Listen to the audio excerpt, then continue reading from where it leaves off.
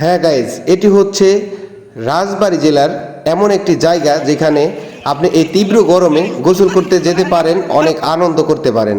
তো আমরা আজকে সেখানে যাব, সম্পূর্ণ ভিডিওটি সাথে থাকবেন, আপনারা দেখবেন কিভাবে আমরা যাই এবং কোথায় যাই, এই স্পটটি কোথায়।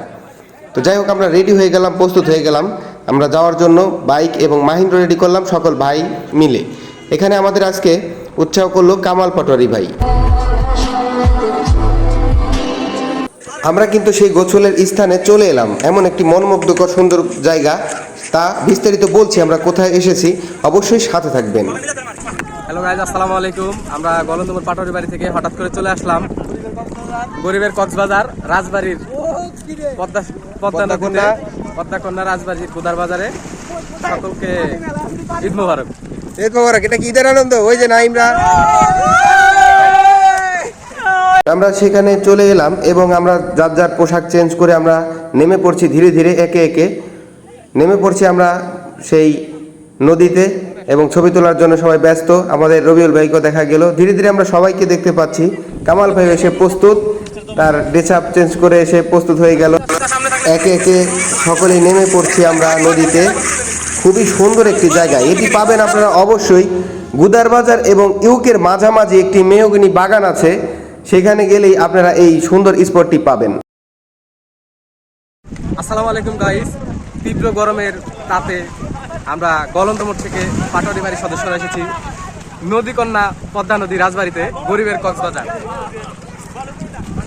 আপনাদের সকলের আমন্ত্রণ রইল, গুদার বাজার আসবেন, গরমকে উপভোগ করবেন।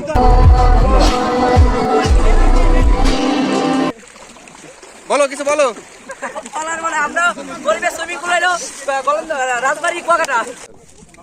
কেমন লাগলো মামা?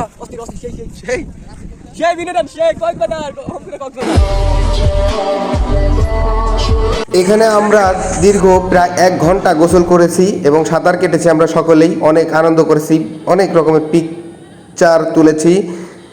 খুব ভালোই লাগলো আবহাওয়াটি এবং গোসল করে খুব মজা পেলাম, আনন্দ পেলাম। আসলে ঈদের পরে এই আনন্দটাই আমার মনে হয় সর্বোচ্চ আনন্দ ছিল আমাদের। তো অনেকে এসেছিলাম, ভাতিজারা মিলে, ভাইয়েরা মিলে, অনেক ভালো লাগলো। সকলকে ধন্যবাদ জানাই, সকলে উৎসাহ করে এসেছেন এবং ধন্যবাদ জানাই সবচেয়ে বেশি আমাদের বড় ভাই কামাল পাটোয়ারি ভাইকে। তার উদ্যোগী আজকে এই আয়োজন এবং আমরা এসেছিলাম এইখানে গোসল করার জন্য। তাকে আমরা একটু আবার দেখতে চাই।